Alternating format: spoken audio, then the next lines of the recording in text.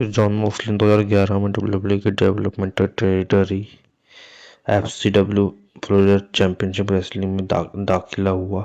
यहाँ उनकी आइडेंटिटी बदल गई। वो अब डीन एम्ब्रोस थे। यह नाम WWE के रोस्टर पर आने से पहले उसके अंदर लुनाटिक फ्रिज को निकालने की शुरुआत थी, मगर असली धमाका होना भी बाकी था। और फिर वो रात आई जब सर्वाइवर सीरीज 2012 नवंबर 18 को WWE चैंपियनशिप के लिए मैच चल रहा था। अंधेरे में से एक 3 अनजान चेहरे टैक्टिकल गियर और बुलेट प्रूफ वेस्ट पहने हुए क्राउड के बीच से निकल गया। तो वो थे सेथ रॉलिन्स, रोमन रेंज और उनके बीच में से सबसे ज्यादा आग फायर लिए हुए दीना में उनका टारगेट था रायबक, जिसको उन्होंने पावर बम से तबाह कर दिया, जिससे सीएम को अपना टाइटल रिटर्न करने में हेल्प मिली। ये डेब्यू सिर्फ आतंक नहीं था, एक घोषणा थी, डिक्लेरेशन थी।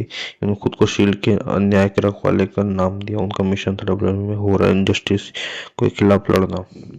फिर अगले 2 साल तक शील्ड ने डब्ल्यूडब्ल्यूई में राज किया। वो रिंग से बाहर आते खुद को पैक की तरह उनका एक ही मंत्र था, believe in the shield. Seth Rollins the architect, Roman powerhouse और दीन एम्ब्रोस वो था जिस ग्रुप का लुनाटिक सोल। उनके इंटरव्यू में उनकी बेहद फियरलेस और अनप्रेडिक्टेबल बातों से ग्रुप का माउथपीस प्रवक्ता बन गया।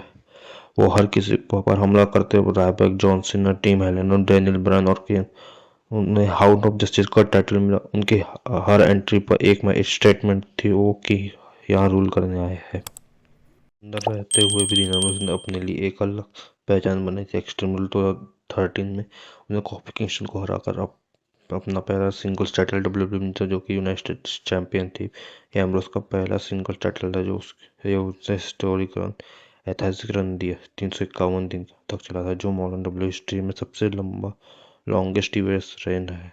द शील्ड ने authority, triple H, Stephanie McMahon के लिए एनफोर्सर के रूप में भी काम किया, जिसकी मोरल लाइन थी ब्लर होने के लगी तब लगी, मगर एम्ब्रोस ने सबसे अनस्टेबल रहा जब उसकी पागलपंती ही सबसे बड़ी ताकत थी।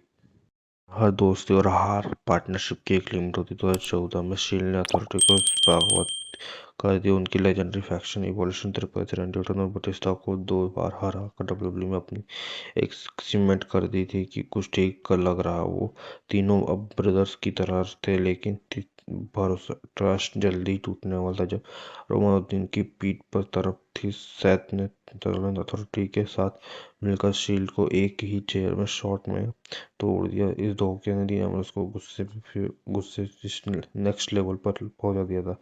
अब लुनाटिक फ्रिंज का असली सिंगल्स रन शुरू होने वाला था।